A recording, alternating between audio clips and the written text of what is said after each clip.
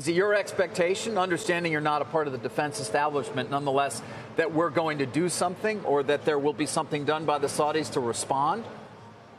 Well, I think the message is clear, not just to Iran, but the message is clear to the global community here that this is not activity that's acceptable. I think there will be a coalition effort, both our friends in the Middle East that understand having a crazy neighbor is a real problem. A neighbor that will literally attack you out of the blue, whether you are Saudi Arabia, whether you're Israel, whether you're Qatar or the UAE, all of those countries in that region should have the hair on the back of their neck standing up. Watching a country attack someone to manipulate the energy market, to send a message, whatever the reason was that Iran attacked this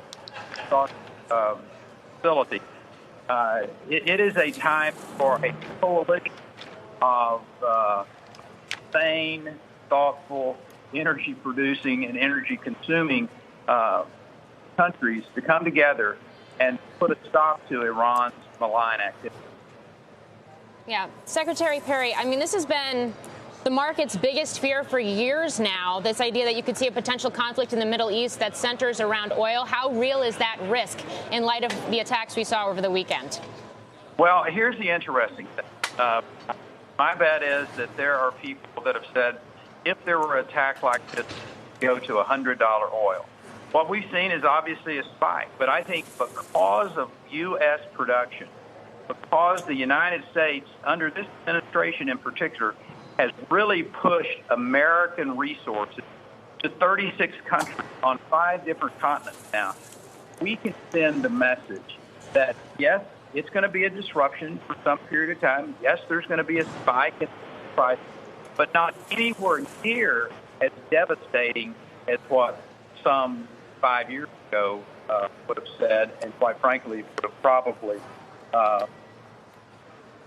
would have been a reality had the United States not leaned into our natural resource delivery around the world the way we had.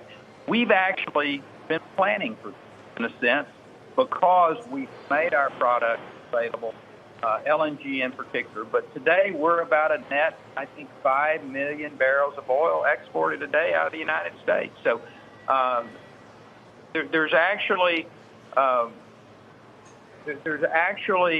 a silver lining, if you will, to this story, in the sense that had this happened 5 years ago, it could have absolutely brought the global economy to its knees. Today, we're concerned about it. We need to address it, but it's not anywhere near as devastating as what it would have been, let's say, 5 years ago. Finally, Mr. Secretary, what do you say to people who are worried that the cost of these weapons and the technology of these weapons are going to overwhelm the ability of these facilities to defend themselves? Well, I'll let someone who has the background and cost of weapons, the type of weapons you make reference, but obviously defending against the types of attacks, we're very advanced in our ability to do that. I'm sure there are conversations going on, or I suspect there are conversations going on with our allies about technologies that could certainly be of assistance to them in protecting their facilities.